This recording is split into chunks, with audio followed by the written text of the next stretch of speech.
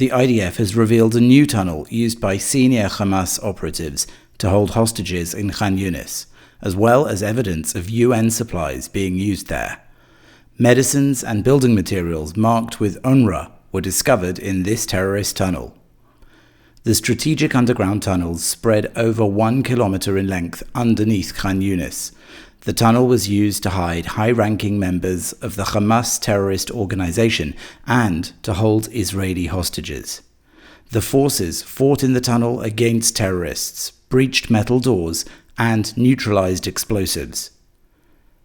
During searches in the tunnel, several rooms were discovered, including a barred cell, where hostages had previously been held, a bathroom, and a rest area used by terrorists holding the hostages. Additionally, intelligence materials and weapons belonging to Hamas were found in the tunnel. According to the IDF, they found DNA material indicating this tunnel had held approximately 12 hostages at different times, 3 of them who had already returned to Israel, the rest still being held in Gaza.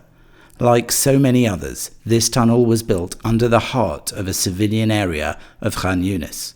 Its complexity suggests vast amounts of money were spent building it. We're about to go underground into the tunnels. We'll see the cages that the hostages were held in. And another compound we'll see the places where the leaders of the terrorist organization Hamas conducting their command and control activities. We've just entered the compound of the guards. As we go further in, you can see that more and more the guard compound, as we go in, gets bigger and bigger.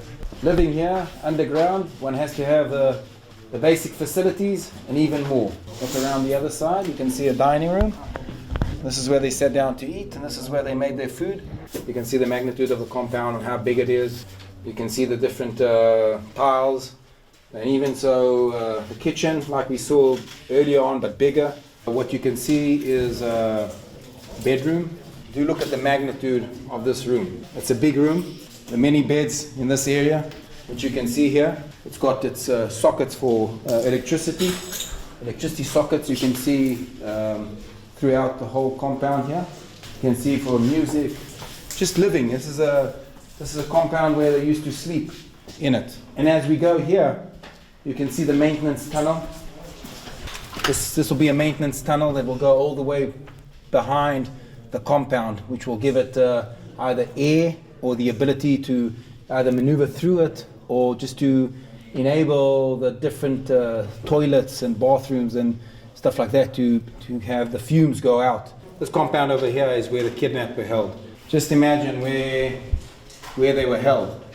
And we can see this looks like the compound is a more new compound. Means they were on the run, they had to create new compounds for holding the kidnapped.